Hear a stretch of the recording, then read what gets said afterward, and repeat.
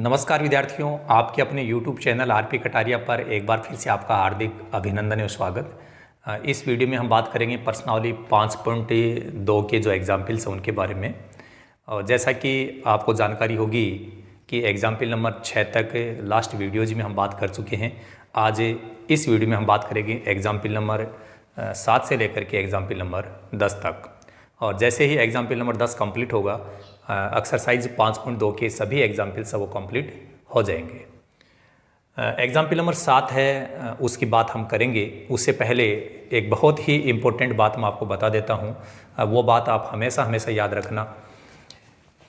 एक तो ये समझना है कि एन क्या चीज़ है। इसको हम बोलते हैं पदों की संख्या। एन क्या होता है? पदों की संख्या। इसके साथ साथ इसका जो मान है, एन का मान क्या होगा और क्या नहीं होगा, ये समझना है। तो देखिए, यहाँ मैं लिख रहा हूँ ऋणात्मक। ऋणात्मक तो समझते होंगे, माइनस वाली संख्या। ऋणात्मक नहीं होगा। बटे में नहीं होगा। दशमलव में नहीं होगा। एन का मान ये तो होगा नहीं। कभी भी एन का मान ऋणात्मक नहीं होगा, बटे में नहीं होगा, दशमलव में नहीं होगा। ठीक है, ये चीज़ होगी नहीं। और एन का मान हमेशा क्या होता है?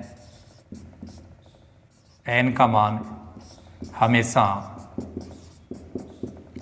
एक धनात्मक पूर्णांक होता है। एक धनात्मक पूर्णांक, एक धनात्मक पूर्णांक होता है। यदि कोई विद्यार्थी धनात्मक पूर्णांक नहीं लिखना चाहे तो धनात्मक पूर्णांक की जगह लिख सकता है प्राकृत संख्या। इन दोनों में से एक बात समझनी है। एन का मान क्या होगा? एक धनात्मक पूर्णांक होता है, या तो यूं समझ लीजिए। और धनात्मक पूर्णांक जो होते हैं वो सब के सब प्राकृत होते हैं। धनात्मक पूर्णांक कौन होते हैं? 1 2 3 4 5 यही होते हैं। और प्राकृत कौन होते हैं? 1 2 3 4 5 6 7 आगे तक, जो हम गिनती बोलते हैं। तो ये बात आपको ध्यान रखनी है। ठीक है, बड़ी इंपॉर्टेंट बात है ये, क्योंकि ये चीज़ें अपने को आने वाले जो प्रश्न हैं वहाँ पर भी इनकी आवश्यकता पड़ेगी। अब देखिए, 2 अंकों वाली कितनी संख्याएं 3 से विभाज्य है? कितने अंकों की बात कर रहे हैं? 2 अंकों की। तो पहले तो थोड़ा सा ये समझो कि 2 अंकों की संख्या कौन कौन सी होती है। आपको पता है कि 9 तक तो एक ही अंक होता है। जैसे अपन 10 लिखते हैं तो उसमें 2 अंक आ जाते हैं। तो सबसे छोटी 2 अंकों की संख्या कौन है? 10 है। 11 आता है, 12 आता है। ऐसे ही लास्ट में 2 अंकों की संख्या कौन होगी? 99। तो पहले तो अपने माइंड में ये समझना है कि 2 अंकों की संख्याएं होती कौन कौन सी हैं। हमें पता है कि 10 से लेकर के 99 तक, जिसको अपन 99 बोल सकते हैं, वहाँ तक 2 अंकों की संख्या होती है। अच्छा, यहाँ बोल रहा है 3 से विभाज्य। 3 से विभाज्य का मतलब उसमें 3 का भाग जाना चाहिए। अब ये देखना है कि इनमें ऐसी कौन सी संख्याएं होंगी जिसमें 3 का भाग जाएगा। तो आपको पता है 3 का भाग 10 में नहीं जाएगा, 11 में भी नहीं जाएगा, किस में जाएगा? 12 में। बस यहीं से अपने प्रश्न का रिजल्ट है वो स्टार्ट हो जाएगा। देखिए, सबसे पहली संख्या कौन आई? 12। बाद में कौन आएगा उसको देखने की जरूरत नहीं है, यहीं से पता चल जाएगा। कितने से विभाज्य बताया गया है? 3 से। 3 से विभाज्य का मतलब 3 का भाग जाता है। तो जिससे विभाज्य बताया गया है उतना इसमें जोड़ते जाओ। तो 12 में 3 जोड़ेंगे 15, 15 में 3 जोड़ेंगे 18, 18 में 3 जोड़ेंगे 21। तो ये संख्याएं ऐसी होंगी जिनमें 3 का भाग जाएगा। अब अपने को लास्ट से भी चलना है कि लास्ट वाली संख्या 99 में 3 का भाग जा रहा है कि नहीं जा रहा है। तो यहाँ तो 99 में 3 का भाग जा रहा है, तो लास्ट की संख्या कौन होगी? 99। अब मत मान लीजिए इसमें नहीं जाता, तो हम इससे पहले वाली संख्या 98 को चेक कर लेते, 97 को चेक कर लेते। तो हमें ये देखना है कि 10 से लेकर के 99 तक ऐसी कौन कौन सी संख्याएं हैं जिसमें 3 का भाग जाता है। पता चल गया। और यहाँ जो मैंने ये सूची लिखी है वो एक एपी बन गई। क्या बन गई? एपी। एपी का मतलब समांतर श्रेणी। ऐसा प्रश्न हमारी एक्सरसाइज में भी आएगा और ये बात मैं यहीं क्लियर कर देता हूँ। देखो पहले तो 2 अंकों की बात की, तो हमें माइंड में ये समझना है कि 2 अंकों की संख्या 10 से स्टार्ट होती है, कहाँ तक जाती है 99 तक। वो मान ले 3 अंकों की संख्या बोल देता तो हमें पता है कि सबसे छोटी 3 अंकों की संख्या कौन होती है 100, क्योंकि 99 तक तो कितना होता है 2 ही अंक होते हैं ना। तो सबसे छोटी 3 अंकों की संख्या 100 हो जाती और सबसे बड़ी 3 अंकों की संख्या 999। तो ये बात। फिर 3 से भाज्य बोल रहा है कि 3 से उसमें भाग जाना चाहिए, तो इसमें चेक कर दो ना 3 का भाग किस में जा रहा है। अब ज़रूरी नहीं है वो 3 ही बोले, 3 की जगह 5 बोल देता तो आपको पता है 5 का भाग किस में जा रहा है 10 में जाता है कि नहीं जाता है, जा रहा है। यदि वो 5 से विभाज्य बोल देता तो सबसे छोटी संख्या कौन होती 10 होती, सबसे पहली संख्या 10 होती। फिर बाद में दिक्कत नहीं है, फिर 5 का भाग लगाते जाते अपन, सॉरी 5 उसमें जोड़ते जाते। पहली संख्या जैसे 10 है, फिर लिख देते 15, 20, 25। अब लास्ट में 99 में तो 5 का भाग जाता नहीं है, फिर पीछे चलते 98 में चेक करते नहीं जाता, 97 में नहीं जाता, 96 में नहीं जाता, 95 में जा रहा है 5 का भाग। जिसमें इकाई का अंक 5 होता है या 0 होता है उसमें 5 का भाग जाता है। तो ये बात समझनी थी, ठीक है। अब देखो आगे, ये एपी आपको मिल गई। इस एपी से हमें क्या क्या पता चलेगा, प्रथम पद ए, यहाँ से ये भी पता चलेगा कि डी का मान कितना होगा। डी का सूत्र क्या होता है भाई, A2 - A1, ये डी निकालने का फॉर्मूला है। A2 का मतलब दूसरा पद 15, A1 का मतलब ये 12, 15 - 12 सरल करेंगे 3। अरे ये क्या है भाई, इस सूची में इस समांतर श्रेणी में सबसे लास्ट में लिखा हुआ है, और सबसे लास्ट में जो पद होता है उसको बोलते हैं अंतिम पद। अंतिम पद को हम लिखते हैं AN। अंतिम पद क्या होता है AN, ठीक है। कभी कभी AN को L भी बोला जाता है, लेकिन मैंने L इसलिए नहीं लिखा क्योंकि हमारे पास में जो फॉर्मूला है जो हम यूज़ लेते हैं वो सीधा AN के बराबर लिखते हैं, इसलिए मैं सीधा सीधा AN ही लिखूंगा, ठीक है ना। L की ज़रूरत होगी तो ही L लिखेंगे। तो अंतिम पद को AN भी बोलते हैं और L भी बोलते हैं, लेकिन अपन AN ही लिखेंगे, L की ज़रूरत नहीं पड़ेगी, वो अपन आगे बता देंगे आपको। तो ये AN का मान है। AN यदि आपके पास में है तो सूत्र कौन सा लगेगा, AN का ही होगा। A + n - 1 × D, A + n - 1 × D। इस फॉर्मूले में जिन जिन का मान आपके पास में है उनका सब का लिख दो। AN का मान ये रहा 99, A का मान ये रहा 12, N नहीं है, कहीं पे भी नहीं है N, गुणा D का मान ये रहा 3। इस लाइन में चेक करके बताओ किसका मान नहीं है, N का नहीं है ना, तो हमें किसका मान निकालना है, N का ही निकालना है। और ऐसी स्टेप पिछले जो आपके क्वेश्चन है वहाँ पर भी आ चुकी है। जब भी तुम N का मान निकालो तो सबसे पहले यहाँ वाली संख्या का इधर पक्षांतरण कर दो, तो ये हो जाएगा 99 - 12। इधर अपने पास में क्या आ गया, n - 1 × 3। अगली स्टेप देखो, इसमें से ये घटेगा, इसमें से ये घटेगा, तो यहाँ आ जाएगा 87। भाई 99 में से 12 घटा दो, 87। जैसे ही ये सरल हो जाता है तो यहाँ गुणा में जो संख्या आ रही है उसको वहाँ से हटाएंगे तो वो संख्या इसके बटे में आ जाएगी। इधर क्या बच गया, n - 1, ठीक है। इसके बाद देखिए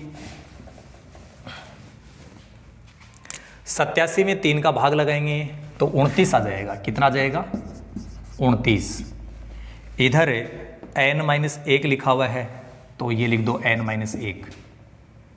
सरल हो गया ना लगभग। अब हमारे को n का मान निकालना है तो इसके आगे ये जो -1 आ रहा है इसका इधर पक्षांतरण कर दो, तो 29, ये -1 इधर आएगा तो ये प्लस का हो जाएगा, इधर n हो गया। इसको सरल करेंगे तो कितना हो गया 30। 30 बराबर n लिख दो और चाहे n बराबर 30 लिख दो, एक ही बात है। प्रश्न में पूछा क्या था, कितनी संख्याएं। अब ये पूछा गया कितनी संख्या, कितनी संख्या का मतलब है पदों की संख्या, कि इसमें कितने पद होंगे, तो पदों की संख्या तो आ गई ना। तो कितनी संख्या जब भी पूछी जाती है इसका मतलब हमसे पूछी जा रही है पदों की संख्या। समझ गए ना। अब तो कभी भी किसी प्रश्न में पूछा जाए समांतर श्रेणी के प्रश्न में कि कितनी संख्याएं, तो समझ लो पदों की संख्या पूछी गई है। तो n का मान 30 आ गया, इसका मतलब हम लिखेंगे अतः यहाँ 30 संख्याएं किससे विभाज्य हैं? 3 से। 3 से विभाज्य है। और ये हो गया आपका एग्जाम्पल नंबर 7। अब हम बाकी जो एग्जाम्पल हैं उनको भी ऐसे ही समझते रहेंगे। आप लोगों को एहसास होने लग गया कि जब से आपने हमारे वीडियो को देखा है तब से यूँ लगने लगा कि गणित आसान है। ऐसा मुझे पूर्ण विश्वास है। आप लगातार यूँ ही बने रहें, गणित आपको बहुत ही प्रिय लगने लगेगी। Example number 8। एग्जाम्पल नंबर 8 क्या है? इसमें एक एपी दी गई है। AP 10, 7, 4 dot dot dot dot, फिर अंत में लिखा हुआ है -62 का अंतिम पद से अंतिम पद से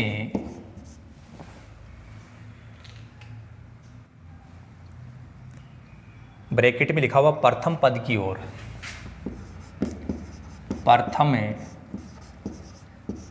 पद की ओर 11वां पद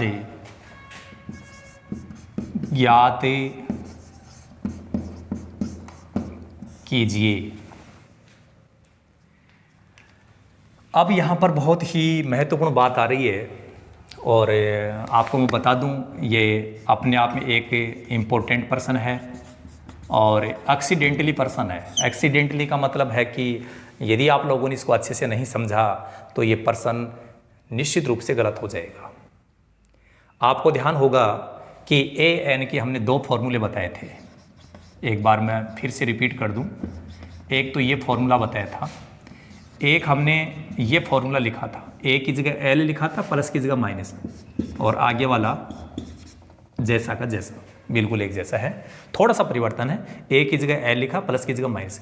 और मैंने कहा था कि ये दोनों सूत्र कब काम आते हैं?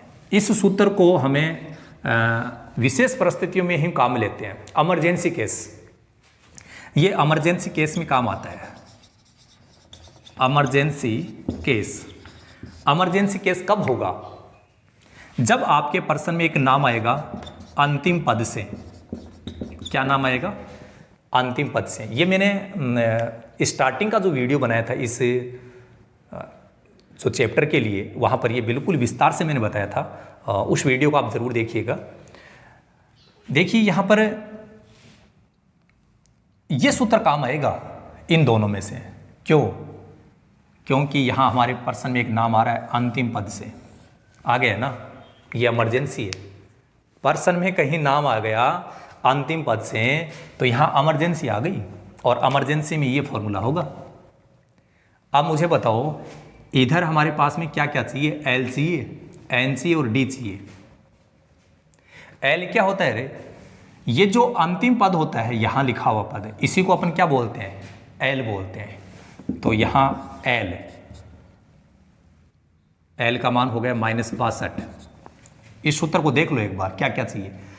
ये चीज़ तो अपने को प्राप्त करनी है, ए एन तो अपने को लाना है। क्यों?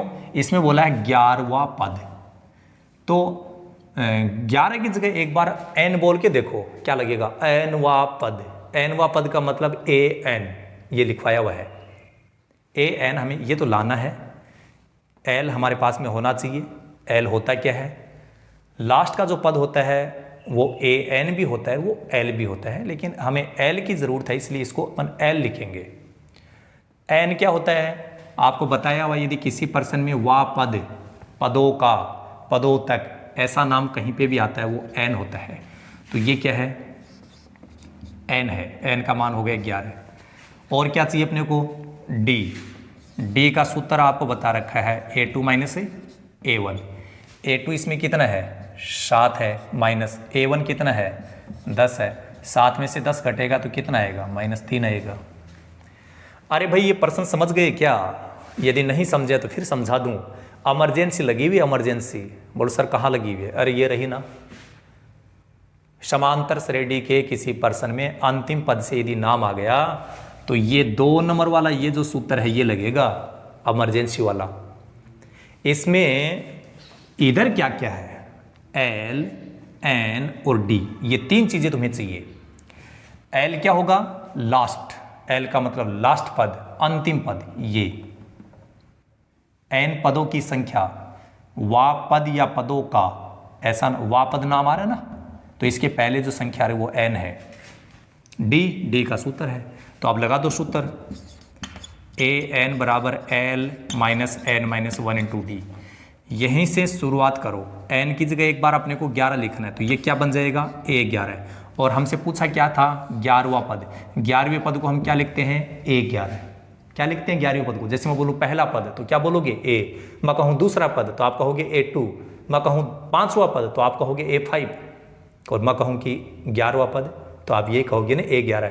तो हमें लाना क्या है, A11, इसलिए हमने N की जगह 11 लिख दिया और वो A11 बन गया। L का मान ये रहा -65, ये माइनस, N का मान ये रहा, D का मान -3 है,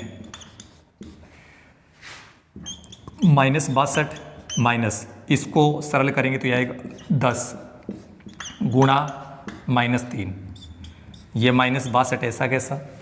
इन दोनों को गुणा करेंगे, लेकिन गुणा करने से पहले ध्यान रखना ये माइनस पहले इस माइनस से गुणा होगा और वो प्लस बनाएगा।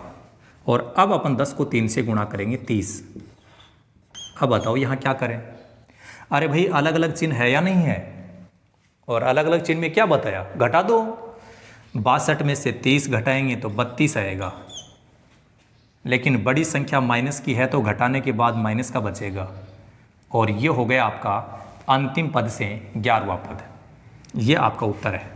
अंत में आप सीधा लिख दो, आता है अंतिम पद से 11वां पद क्या होगा, A11, उसका मान कितना है -32। ये प्रश्न है भाई, अच्छे से समझ लेना। ये फॉर्मूला मत लगा देना, ये फॉर्मूला तभी लगता है जब हमारे प्रश्न में इमरजेंसी नहीं हो। इमरजेंसी का मतलब क्या है, अंतिम पद से ऐसा नाम आ गया, इमरजेंसी लगेगी, ये सूत्र लगेगा। इसमें 3 चीजें ढूंढ लेना, L, N और D, ठीक है। L ये होता है लास्ट पद, लास्ट टर्म्स, अंतिम पद। N तो पदों की संख्या, कौन सा पद बोल रहा है 11वां, तो N का मान 11 है। D निकाल ही लोगे, बाकी तो ये जोड़ बाकी है, ये आपको समझना है। अब हम इसके बाद एग्जाम्पल नंबर 9 की बात करेंगे।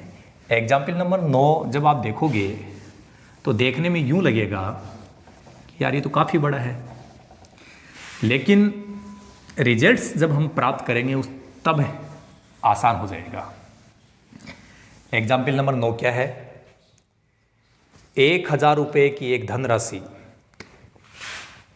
आपका एग्जाम्पल नंबर 9,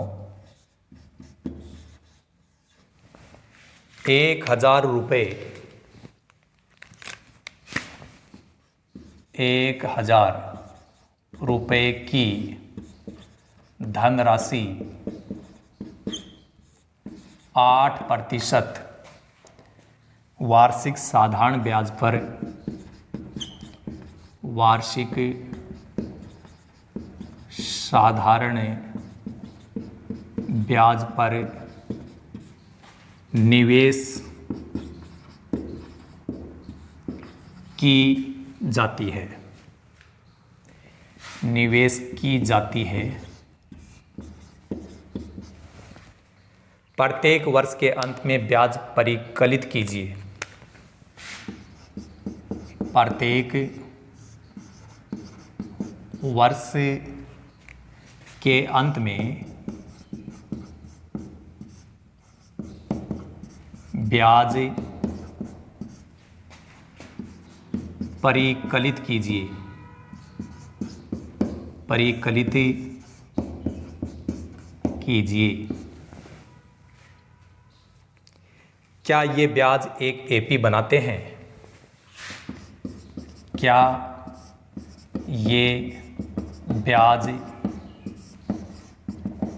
एपी बनाते हैं?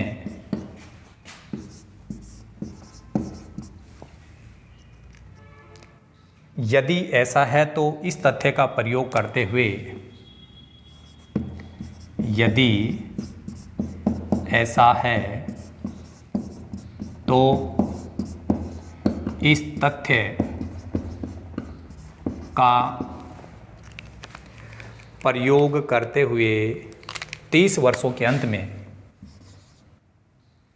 का प्रयोग करते हुए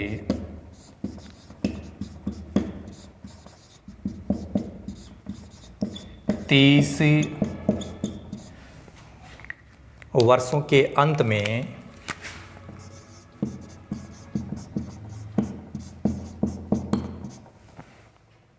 ब्याज परिकलित कीजिए। ब्याज परिकलित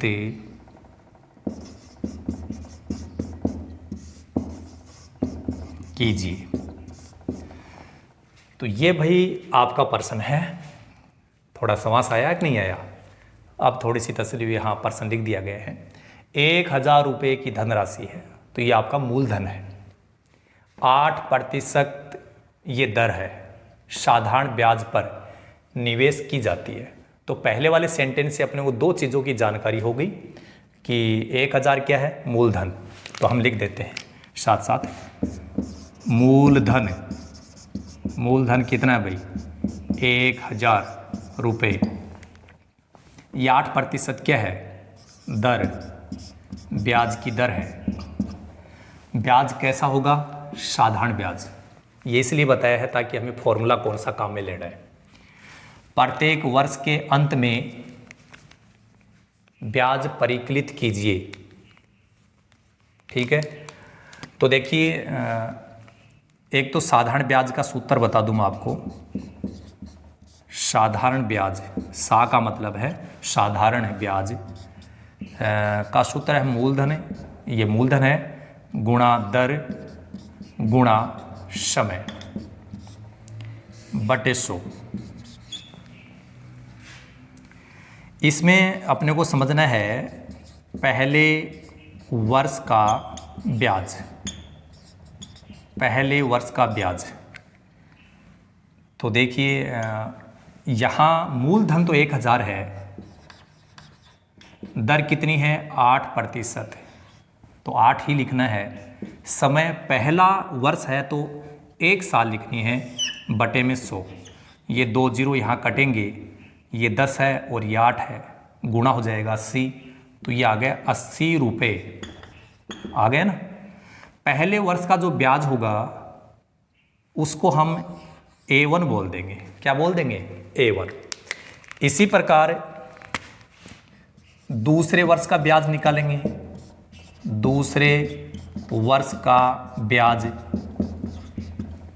और इसको सरल करोगे तो वही काम है, मूलधन वही होगा, दर भी वही होगी, समय चेंज हो जाएगा। दूसरे वर्ष का मतलब 2 साल। तो अपने को समय की जगह 2 लिखना है। पहले वर्ष के लिए 1 लिखना है, दूसरे वर्ष के लिए 2 लिखना है। समय की बात कर रहा हूं मैं। मूलधन बदलेगा नहीं, मूलधन तो वही 1000 है, दर भी वही रहेगी, बदलेगा क्या? समय। तो ये चीज़ बदलते रहेंगे। यहीं से लिख दो 1000, ये मूलधन हो गया, दर 8 है, समय 2 है, बटे 100, और ये कट गया। 10 को 8 से गुणा करने पर 80 आता ही है, जैसा हमने यहाँ गुणा किया था। उसको 2 से गुणा कर देंगे तो ये हो जाएगा 160 रुपये। दूसरे वर्ष का ब्याज है, उसको नाम दे देंगे हम A2। ठीक है, इसी प्रकार तीसरे वर्ष का ब्याज निकाल लो। इसी प्रकार A3 का मतलब तीसरे वर्ष का।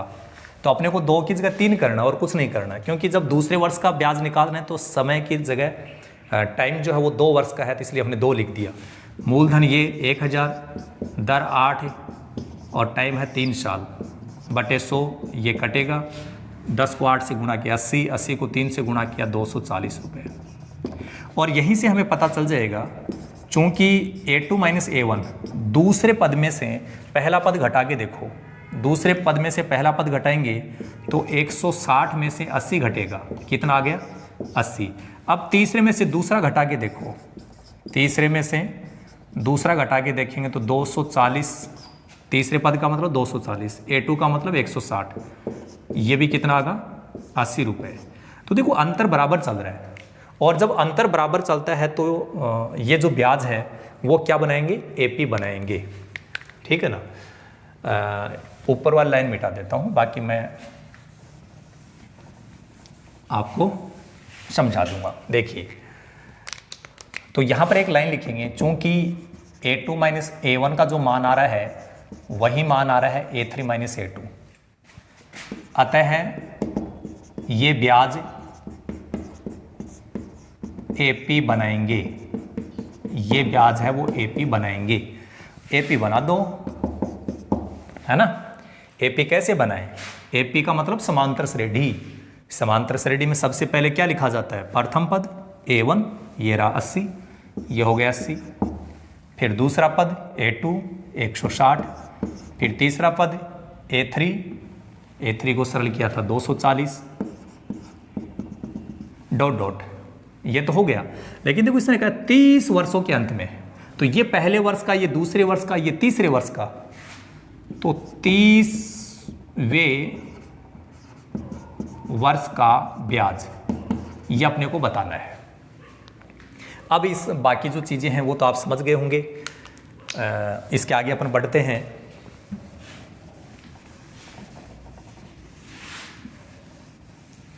इस AP में हमारे पास में क्या क्या है पता है। इस AP में हमारे पास में A का मान तो है ही, D अपने को निकालना नहीं है क्योंकि D यहाँ है, ये जो बराबर अंतर चल रहा था वही D है, इसमें अंतर कितने का, वो D है। A का मान 80 है और D का मान भी कितना है 80। ये पूछा है 30वें वर्ष का मतलब है कि ये पहले साल का है, ये दूसरे साल का, ये तीसरे साल का, तो 30वें साल का पूछ रहा है। इसका मतलब कौन सा पद होगा, 30वां। देखो वाह या वे ऐसे नाम आ जाते हैं ना, वो n का मान ही होता है, तो ये n का मान है 30। और अब सूत्र लगा दो an वाला, और जैसे ही an का सूत्र लगा करके आप इसको हल करोगे, याद आ गया ना कि ये सूत्र क्यों लिखा। एक सूत्र और भी है an का, उसमें a की जगह l आता है, प्लस की जगह माइनस आता है, लेकिन वो सूत्र लगता है इमरजेंसी में। इमरजेंसी कब आती है, जब पर्सन में नाम आता है अंतिम पद से, तब। अब तो यही लगेगा। देखो यहीं से शुरुआत करो, n की जगह 30 लिख दो। 30 क्यों लिखा, क्योंकि इसने पूछा 30वां पद, तो 30वें पद का मतलब A30, ठीक है। A का मान 80, n ये रहा 30 माइनस 1 गुणा D का मान 80, ये 80 है ही पहले से, 30 में से 1 घटेगा 29 गुणा 80,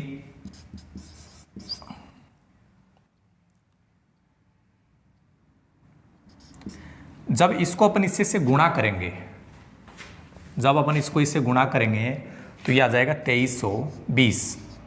कितना जाएगा 2320। आराम से गुणा कर लेना आप अपने हिसाब से, ठीक है। इन दोनों को गुणा करेंगे 2320, दोनों जुड़ेगा तो ये हो गया 2400। इसका मतलब 30वें वर्ष का जो ब्याज है वो 24 रुपये होगा। तो अंत में लिख देंगे, अतः 30वें वर्ष का ब्याज क्या होगा 2400 रुपये, और यही आपके प्रश्न में पूछा गया था। तो ये प्रश्न संख्या या एग्जाम्पल नंबर 9 कंप्लीट होता है, और इस एक्सरसाइज के अंतिम एग्जाम्पल की ओर हम बढ़ रहे हैं। एग्जाम्पल नंबर 10 की बात होगी। एग्जाम्पल नंबर जो 10 है वो भी एक थोड़ा भाषा का प्रश्न है, जैसा यहाँ भाषा वाला प्रश्न बना, ब्याज वगैरह, है ना। साधारण ब्याज का सूत्र लगाना पड़ा, पहले वर्ष का ब्याज हमें निकालना पड़ा A1, दूसरे वर्ष का ब्याज A2, तीसरे वर्ष का ब्याज A3, फिर हमने उसको चेक किया कि इनका अंतर बराबर है या नहीं है, तो पता चला बराबर है, तो फिर हमने AP बना दी। AP बनाने के बाद में 30वें पद का मान निकाल लिया, जो कि उत्तर 24 आ गए। प्रश्न संख्या 9 कंप्लीट हो गया। अब एग्जाम्पल नंबर 10 देखिए। Example number 10। फूलों की एक क्यारी की पहली पंक्ति में, फूलों की एक क्यारी की पहली पंक्ति में,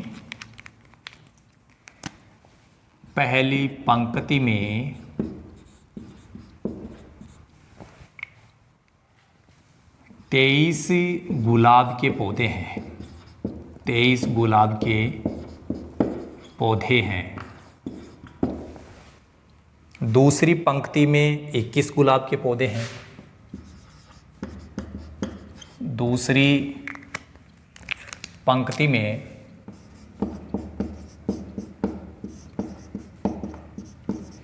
21 गुलाब के पौधे हैं।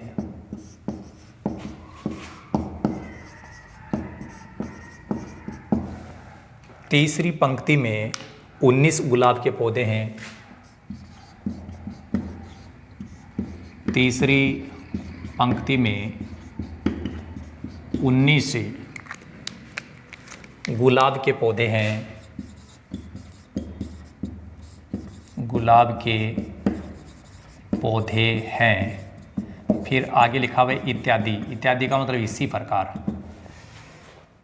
उसकी अंतिम पंक्ति में 5 गुलाब के पौधे हैं। उसकी अंतिम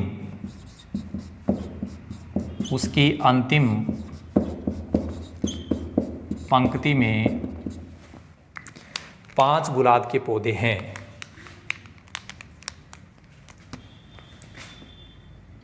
5 गुलाब के पौधे हैं। इस क्यारी में कुल कितनी पंक्तियां हैं? इस क्यारी में कुल कितनी पंक्तियां हैं? ये आपका एग्जाम्पल नंबर 10 है। एक बार थोड़ा सा अच्छे से समझ लो।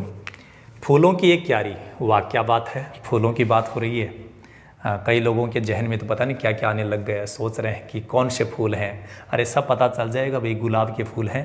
अरे वाह गुलाब के फूल हैं, मुझे तो मेरे फ्रेंड को देना है। अरे क्या देना है भाई, समझ तो ले पहले दिमाग लगाने लग गया। पहली पंक्ति में 23 गुलाब के पौधे हैं।